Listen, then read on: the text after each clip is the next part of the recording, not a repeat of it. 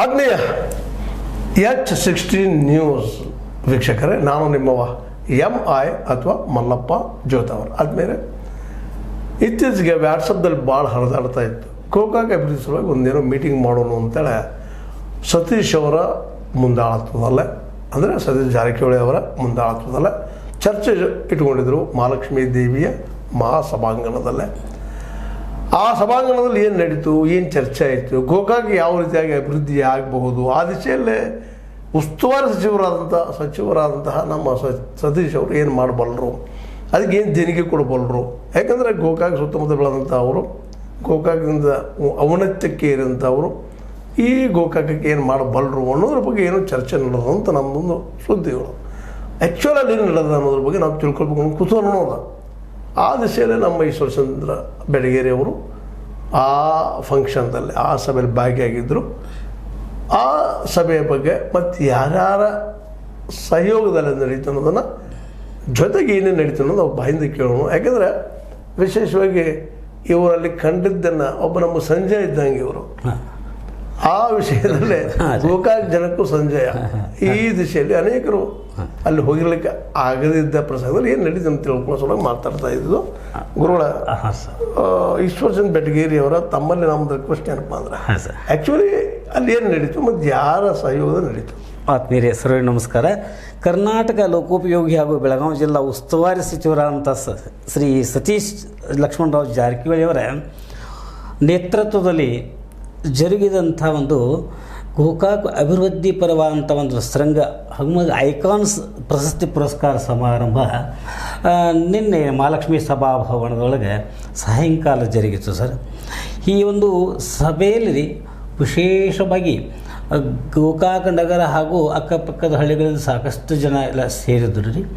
ಇವರೆಲ್ಲರನ್ನು ಒಂದು ಉದ್ದೇಶಿಸಿ ವಿಶೇಷವಾಗಿ ಎಲ್ಲ ಒಂದು ಗೋಕಾಕದ ಸರ್ವತೋಮುಖವಾದಂಥ ಒಂದು ಅಭಿವೃದ್ಧಿಯನ್ನು ಗುರಿಯಾಗಿರಿಸಿಕೊಂಡು ರೀ, ಒಂದು ಶೈಕ್ಷಣಿಕ ಕ್ಷೇತ್ರ, ಸಾಹಿತ್ಯ ಕ್ಷೇತ್ರ, ಕೃಷಿ ಕ್ಷೇತ್ರ ಹಾಗೂ ರೀ ನಮ್ಮ ಈಗಿನ ಬೇರೆ ಬೇರೆ ಬೇರೆ ಒಂದು ಪ್ರೇಕ್ಷಣೀಯ ಸ್ಥಳಗಳ ಒಂದು ಅಭಿವೃದ್ಧಿ, ಪ್ರವಾಸಿ ಕೇಂದ್ರಗಳ ಒಂದು ಅಭಿವೃದ್ಧಿ ರೀ.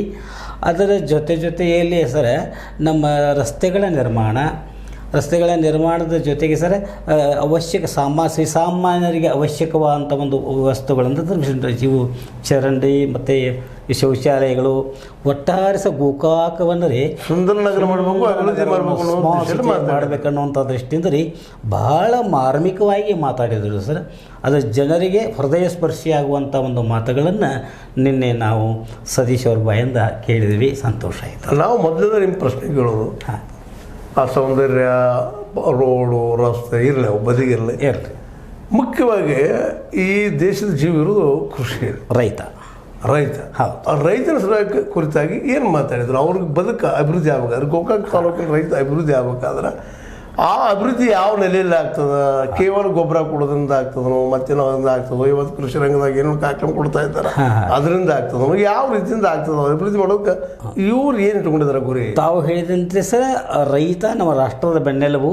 ಅದನ್ನು ಇರಿಸಿಕೊಂಡು ಅವರು ಮಾತಾಡಿದ ಮಾತುಗಳು ಅಂತಂದ್ರೆ, ರೈತರು ಬೆಳೆದಂಥ ಬೆಲೆಗೆ ಯೋಗ್ಯವಾದಂಥ ಒಂದು ಮಾರುಕಟ್ಟೆ ಬೆಲೆ ಸಿಗಬೇಕು. ಅಷ್ಟೇ ಅಲ್ಲದೆ ಅವ್ರ ರೈತರು ತಾವು ಒಂದು ಸಂಗ್ರಹಿಸಿದಂಥ ಒಂದು ಇದನ್ನು ಸಂಗ್ರಹ ಮಾಡುವಂಥ ಕೆಲವೊಂದು ಗೋಡಾವಣೆಗಳ ವ್ಯವಸ್ಥೆ ರೀ, ಮತ್ತು ರೈತರಿಗೆ ಸಿಗಬೇಕಂತ ಒಂದು ಸೌಲಭ್ಯಗಳು ಸರ್ಕಾರದಿಂದ ರೀ. ಒಟ್ಟಾರೆ ಏನು ಸರ್, ಇದು ನೀರಾವರಿಯ ಬಗ್ಗೆ ರೀ, ಒಟ್ಟಾರೆ ರೈತರ ಭೂಮಿಗಳನ್ನು ಫಲವತ್ತತೆಯಾಗಿ ಮಾಡುವ ಬಗ್ಗೆ ರೀ. ಹೀಗೆ ವಿಶೇಷವಾಗಿ ರೈತರ ಕುರಿತು ಚಿಂತನೆಯನ್ನು ಮಾಡಿದರು. ಅದರ ಜೊತೆಯಲ್ಲಿ ಶೈಕ್ಷಣಿಕವಾಗಿ ಒಂದು ಇಲ್ಲಿ ಮೊದಲು ಇಲ್ಲ ನಂತರ ನನಗೆ ಬೇಕಾಗಿದ್ದು ರೈತರ ಯಾವ ದಿಶೆಯಲ್ಲಿ ಅಭಿವೃದ್ಧಿ ಆಗ ಸಾಧ್ಯದ? ಯಾಕಂದ್ರೆ ಮಾರ್ಕೆಟ್ ಮಾಡೋದು ಅಂದ್ರೆ ಹೆಂಗೆ ಏನದು ಅವ್ರಿಗೆ ಯೋಗ್ಯವಾದಂಥ ಬೆಲೆ ಸಿಗಬೇಕಾದ್ರೆ? ಯಾಕಂದ್ರೆ ಇವತ್ತು ಸಪೋರ್ಟಿಂಗ್ ಪ್ರೈಸ್ ಕಾನೂನು ಇಲ್ಲ. ನೀವು ಗೌರ್ಮೆಂಟ್ ಬೇಕಾದ್ರೆ ರೇಟ್ ಮಾಡ್ತೀರಿ, ನೀವು ಇಷ್ಟಕ್ಕೆ ತೊಗೊಳ್ರಪ್ಪ ಅಂತೇಳಿ. ಈಗ ಗೋಧಿಗೆ ಕ್ವಿಂಟಲ್ಗೆ 5,000 ಕೊಡ್ರಿ, 3,000 ಕೊಡ್ರಿ, ನೀವು ಮಾಡ್ತಾರೆ ಒಂದು ನಿಗದಿತ ಒಂದು ಮಾಡ್ತೀರಿ. ಆದ್ರೆ ಅದ ರೇಟ್ಗೆನ ವ್ಯಾಪಾರಿ ಕೊಡ್ಬೇಕಲ್ರಿ. ಹಾಂ, ಯಾಕಂದ್ರೆ ವ್ಯಾಪಾರಿ ಉಳಿಬೇಕು, ರೈತ ಉಳಿಬೇಕು. ಮೇನ್ ರೈತಗೆ ಏನಾಗಬೇಕಾಗಿದೆ, ಮಾರ್ಕೆಟ್ ಸಿಗಬೇಕಾಯ್ತು. ನೀವು ಹೇಳಿದ್ರಿ ಅವ್ರು ಮಾತಾಡಿದ್ರು ಅಂತೇಳಿ. ಆ ದಿಶೆಯಲ್ಲಿ ಏನಾದರೂ ಕಾನೂನನ್ನು ಮಾಡಿಸುವಂಥ ಕೆಲಸವನ್ನು, ಯಾಕಂದ್ರೆ ಮೋದಿ ಸರ್ಕಾರಂತೆ ಮಾಡ್ತಾ ಇಲ್ಲ ಅದನ್ನು. ಇವರು ಕಾಂಗ್ರೆಸ್ ಸರ್ಕಾರ ಇಲ್ಲಿವರೆಗೆ ಮಾಡಿಲ್ಲ. ಇವತ್ತು ಆಡಳಿತಕ್ಕೆ ಬಂದು ಸಿದ್ದರಾಮಯ್ಯನವರು 2.5 ವರ್ಷ ಮುಗಿಲಿಕ್ಕೆ ಬಂದು ನಾಳೆ ನವಂಬರಕ್ಕೆ ಇಷ್ಟೊಳಗೆ ಅವರು ಈಗಾಗಲೇ ಖಾಲಿ ಕಾನೂನು ಅಂತೇಳಿ ಹಿಂತಕ್ಕಂಥ ಮೋದಿಯವರ ಕಾನೂನಲ್ಲಿ ಏನೈತಪ್ಪ ಅಂತಂದ್ರೆ, ನಾವು ನಿಮಗೆ MSP ಕೊಡ್ತೀವಿ ಕಾನೂನಾಗಿ ಅಂತ ಹೇಳಿದ್ರು.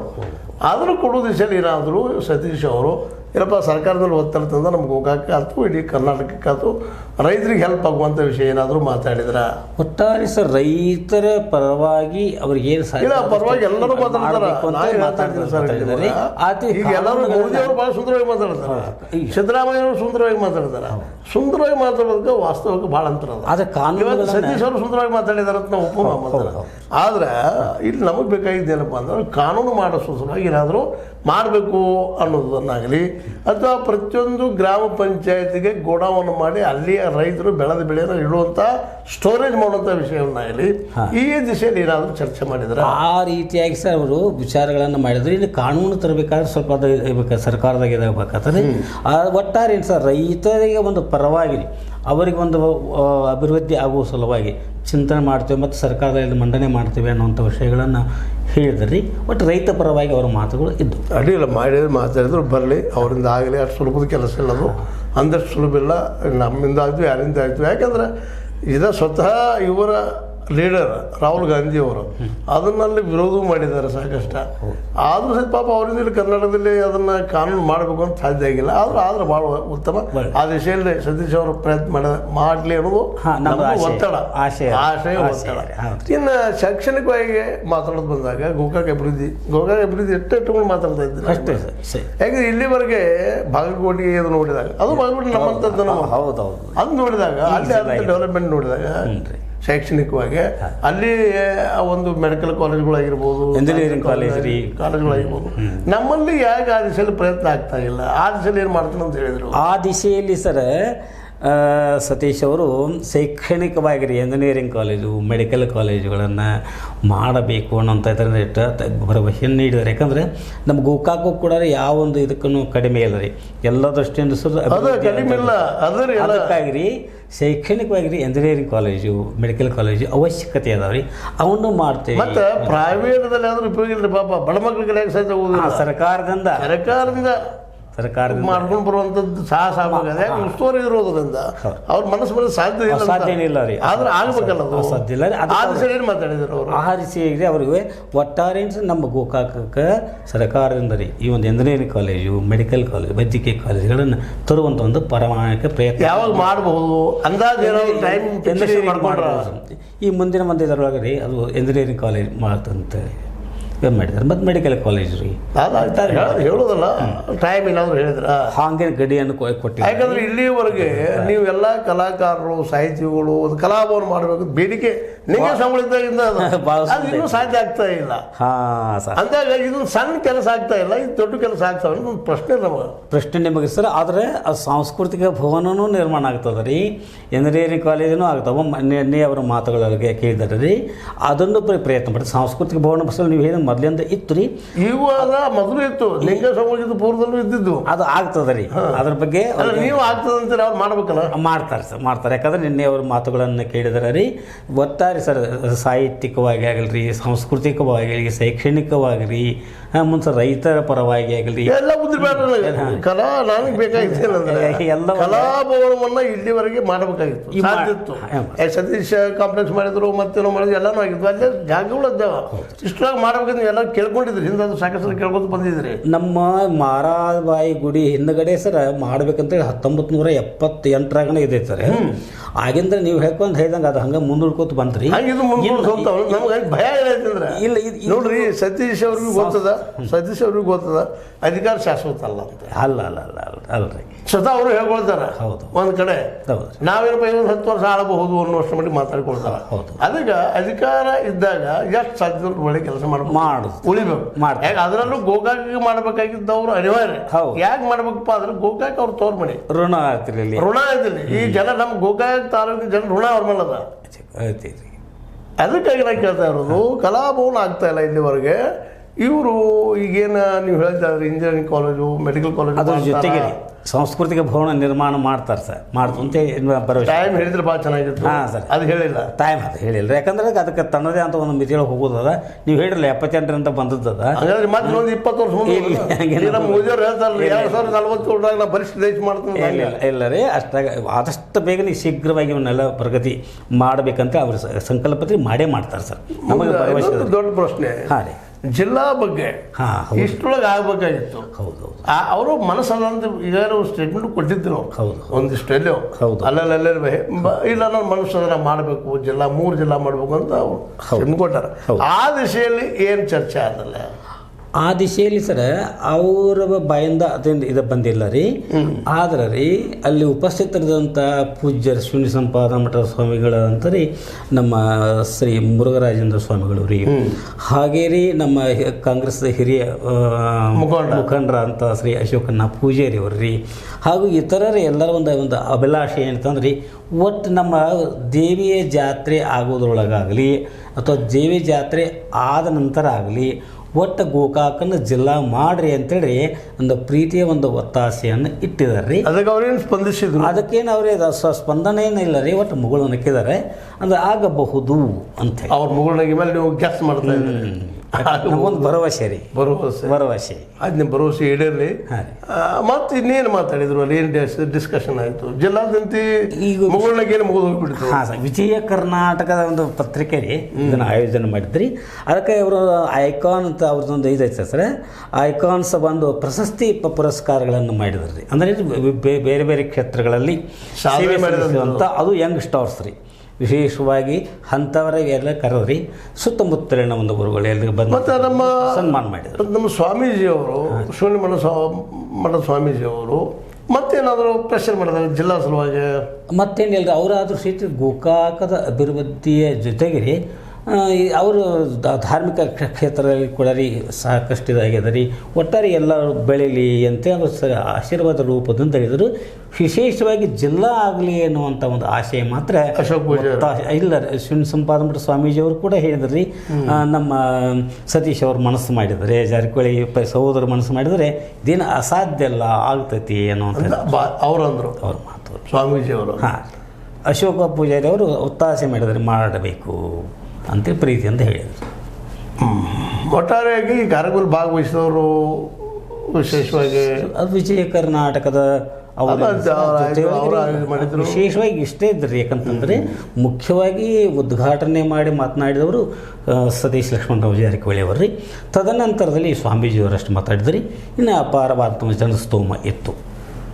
ಆತ್ಮೀಯರೇ, ಇಲ್ಲಿವರೆಗೆ ನಮ್ಮ ಮಹಾಲಕ್ಷ್ಮಿ ಸಭಾಂಗಣದಲ್ಲಿ ಗೋಕಾಕ ಅಭಿವೃದ್ಧಿ ಕುರಿತಾಗಿ ಚರ್ಚೆಗೆ ಆಹ್ವಾನ ನೀಡಿ ಸಾರ್ವಜನಿಕರಲ್ಲಿ ಭಾಗಿಯಾಗುವ ಮಾಡಿ ಸಾರ್ವಜನಿಕ ಅಭಿಪ್ರಾಯ ಕೇಳುವಂಥ ಒಂದು ಪ್ರಯತ್ನ, ಅದು ನಮ್ಮ ವಿಚಾರ ಮಾಡಬೇಕಾಗ್ಯದ, ಜನಕ್ಕೆ ತಿಳಿಸುವಂಥ ಒಂದು ಪ್ರಯತ್ನವನ್ನು ಸತೀಶ್ ಜಾರಕಿಹೊಳಿ ಅವರು ಮಾಡಿದ್ದಾರೆ. ಆ ಕಾರಣಕ್ಕಾಗಿ ನಾವು ಭರವಸೆ ನೀಡೋಣ. ಯಾಕಂತಂದ್ರೆ ಮಾಡ್ತೀವಿ ಅಂದಾಗ ವೇಟ್ ಮಾಡಬೇಕಾಗ್ತದೆ. ಅದರ ಸಮಯ ಬಾಂಡನ್ನು ಹಾಕ್ಕೊಂಡಿದ್ರೆ, ಟೈಮ್ ಬಾಂಡನ್ನು ಹಾಕ್ಕೊಂಡಿದ್ರೆ ಭಾಳ ಉತ್ತಮ ಇತ್ತು. ಜಿಲ್ಲೆಯಂತೆ ಆಗಲೇಬೇಕಂತ ಒಂದು ಅನಿವಾರ್ಯತೆ ಗೋಕಾಕದ ಜನಕ್ಕೂ ಅದ. ಜೊತೆಗೆ ಶೈಕ್ಷಣಿಕವಾಗಿ ಇಲ್ಲೇ ಇಂಜಿನಿಯರಿಂಗ್ ಮತ್ತು ಮೆಡಿಕಲ್ ಕಾಲೇಜುಗಳು ತಂದ್ರಂತೆ ಬಹಳ ದೊಡ್ಡ ಸಾಹಸ ಅದಾಗಲಿ ಅಂತ ಹಾರೈಸ್ತಾ, ಜೊತೆಗೆ ಇನ್ನೊಂದೇನಪ್ಪ ಅಂತಂದ್ರೆ ಅವ್ರು ರೈತರ ಬದಲಾಗಿ ಒಂದಿಷ್ಟು ಇನ್ನಷ್ಟು ಈಗಾಗಲೇ ಚರ್ಚೆ ಸಾಕಷ್ಟು ನಮ್ಮ ವಾಹಿನಿ ಮೂಲಕ ಮಾಡಿದ್ವಿ. ನಾವು ಏನಪ್ಪ ಅಂತಂದ್ರೆ ರೈತರಿಗೆ ಮಾರ್ಕೆಟ್ ಕೊಡಬೇಕು ಅಂತ ನಾವು ಗೊಬ್ಬರ ಕೊಡ್ತೀವಿ, ಅದನ್ನು ಕೊಡ್ತೀವಿ, ಇದನ್ನು ಕೊಡ್ತೀವಿ, ಘೋಷಣೆ ಮಾಡ್ತೀವಿ, ಅಧಿಕಾರಿಗಳು ಕಳ್ಸ್ಕೊಂಡು ಹೋಗ್ತಾರೆ, ಮತ್ತೇನೋ ಆಗ್ತದೆ, ಎಷ್ಟು ಮುಟ್ತದೆ ರೈತ ಅದು ಗೊತ್ತಿಲ್ಲ. LIC ಮಾಡಿಸಿವಿ, ಬಾಂಡ್ ಮಾಡಿಸಿವಿ ಅಂತ ಹೇಳ್ತಾರೆ. ಪಾಪ ರೈತರ ಬೆಳೆ ಲಾಸ್ ಆದ್ರೆ ಹೋಗಿ ಮುಟ್ಟೋದು ಅಷ್ಟರಲ್ಲಿದೆ. ಅವೆಲ್ಲದಕ್ಕಿಂತ ಮುಖ್ಯವಾಗಿ ಒಬ್ಬ ರೈತ ಬೇಕಾಗಿದ್ದು ತನ್ನ ಧಾನ್ಯವನ್ನು ಸಂರಕ್ಷಣೆ ಮಾಡ್ಕೊಳ್ಳೋಸಲಾಗಿ ಗೋಡಾವಣೆಗಳು, ಪ್ರತಿ ಪಂಚಾಯತ್ಗೆ ಒಂದು ಗೋಡಾವಣೆ ಆದ್ರಂತೆ ಭಯಂಕರ ದೊಡ್ಡ ಉತ್ತಮ ಕೆಲಸ. ಅದರ ಜೊತೆಗೆ ಇನ್ನೊಂದು ಆಗಬೇಕಾಗಿದ್ದು ಕಾನೂನು, ಅದು ಇವರೊಬ್ಬರಿಂದ ಸಾಧ್ಯ ಇಲ್ಲ. ರಾಜ್ಯ ಮಟ್ಟದಲ್ಲಿ ಸಿದ್ದರಾಮಯ್ಯನವರನ್ನು ಮಾಡಬೇಕಾಗ್ತದೆ, ಎಲ್ಲರ ಜೊತೆಗಾರ ಕೂಡಿ ಮಾಡಬೇಕಾಗ್ತದೆ. ರಾಹುಲ್ ಗಾಂಧಿ ಅವರು ಬಾಯಿ ಮಾತಿನಲ್ಲಿ ಹೇಳಿದ್ರಲ್ಲ, ಕಾರ್ಯರೂಪಕ್ಕೆ ತರಬೇಕಾಗ್ತದನ್ನು ಇಲ್ಲಿವರೆಗೂ ಬಾಯಿ ಮಾತಿನಲ್ಲಿ ಹೇಳ್ತಾ ಇದ್ದಾರೆ. ಅವ್ರನ್ನೆಲ್ಲ ಶಕ್ತಿ ಮಾಡ್ತಾರೆ ಅಂತ ಭರವಸೆ ಮಾಡೋಣ. ಅದೇನೋ ಇರಲಿ, ಅದು ಕಾನೂನು ಆದ್ರೆ ಭಾಳ ಚೆನ್ನಾಗಿ ಆಗ್ತದೆ. ಜೊತೆಗೆ ಅದಕ್ಕೆಲ್ಲ ಇವರ ನಮ್ಮ ಸದಸ್ಯರಾಗಲಿ ಇನ್ನುಳಿದವರಾಗಲಿ ಸಮಾನ ಮನಸ್ಕರು ಒತ್ತಡ ಮಾಡಿಸಿದಂತೆ ರಾಜ್ಯಕ್ಕೆ ಮತ್ತು ರೈತರಿಗೆ ದೊಡ್ಡ ಉಪಕಾರ ಮಾಡಿದಂಗೆ ಎಲ್ಲಕ್ಕಿಂತ ಹೆಚ್ಚಿಗೆ ಅಂದ್ರೆ ಅಟ್ಲೀಸ್ಟ್ ಗೋಕಾಕ್ ತಾಲೂಕದಾಗ ಪ್ರತಿಯೊಂದು ಹಳ್ಳಿಗಳಿಗೆ ಗೋಡಾವನ್ನು ಪಂಚಾಯತಿ ಮಾಡಿಸಿಕೊಡುವಂಥ ಪ್ರಯತ್ನ ಜೊತೆಗಾರರು ತಮ್ಮ ಅಣ್ಣತಮ್ಮರ ಸಹಾಯ ಸಹಕಾರದಿಂದ ಜೊತೆಗೆ ಇಲ್ಲಿ ಗೋಕಾಕ್ ತಾಲೂಕಿನಂತೆ ರಮೇಶ್ ಜಾರಕಿಹೊಳಿ ಇದ್ದಾರೆ, ಜೊತೆಗೆ ಇಲ್ಲಿ ನಮ್ಮ ಏನಪ್ಪ ಅರಬಾವಿ ಭಾಗದಲ್ಲೇ ಬಾಲಚಂದ್ರ ಜಾರಕಿಹೊಳಿ ಇದ್ದಾರೆ, ಸ್ವತಃ ಇದ್ದಾರೆ. ಅವರೆಲ್ಲ ತಮ್ಮ ತಮ್ಮ ಕ್ಷೇತ್ರಗಳಲ್ಲೇ ಬೆಳಗಾವಿ ಜಿಲ್ಲೆಯಲ್ಲಿ ಮತ್ತು ಅದರಲ್ಲೂ ಗೋಕಾಕ್ ತಾಲೂಕಿನಲ್ಲೇ ಅದು ಜಿಲ್ಲೆ ಆಗಲಿ ಅಂತ ಜೊತೆಗೆ ಪ್ರತಿಯೊಂದು ಗ್ರಾಮ ಪಂಚಾಯತಿಗೆ ಗೋಡೌನಾಗಲಿ ರೈತಗೆ ಬೆಳೆದು ಬೆಳೆ ಇಡುವಂಥದ್ದಾಗಲಿ ಯಾಕೆ ಮಾತನ್ನು ಒತ್ತಡ ಹೇಳ್ತಾ ಇರ್ತೀವಪ್ಪ ಅಂದ್ರೆ ಒಬ್ಬ ರೈತನ ಮನೆ ಎಷ್ಟು ಇರ್ತದೆ ನಿಮಗೆ ಗೊತ್ತದ ಅನುಭವದಿಂದ ಆ ಸಂಗ್ರಹ ಅಂತ ಬಂದು ಬೆಳೆಯಲ್ಲಿ ಸಂಗ್ರಹ ಇಡಲಿಕ್ಕೆ ಸಾಧ್ಯ ಇಲ್ಲ, ಅಥವಾ ಮಾರ್ಕೆಟ್ ಸಿಗ್ಲಿಕ್ಕೆ ಸಾಧ್ಯ ಇಲ್ಲ. ಈ ದಿಶೆಯಲ್ಲಿ ಚಿಂತನೆ ಮಾಡಿದ್ದು ನಿಜವಾಗಿಯೂ ಸಂತೋಷ ಪಡುವಂಥ ವಿಷಯ. ಅದು ಕಾರ್ಯಕ್ಕೆ ಬರಲಿ ಅಂತ ಮತ್ತೆ ಹೇಳ್ತಾ ತಾವು ಹೋಗಿ ಅಲ್ಲಿ ಏನು ನಡೀತು ಹೇಳಿದ್ರಿ, ಭಾಳ ಸಂತೋಷ ಸರ್. ನಿಮಗೂ ನೀವು ವರದಿ ಮಾಡಿದ್ದಕ್ಕೂ ಧನ್ಯವಾದಗಳು ಅಂತ ಹೇಳ್ತಾ H16 ನ್ಯೂಸ್ ಅರ್ಥಾತ್ ಹೀ ಸೀತಾರಾಮ ಕೈಗಡಿ ಸದಾ ನೀವು ಇದನ್ನು ಸಬ್ಸ್ಕ್ರೈಬ್ ಮಾಡ್ತಾಯಿರಿ ಅಂತ ಮತ್ತೊಮ್ಮೆ ಹೇಳ್ತಾ ವಂದನೆಗಳು.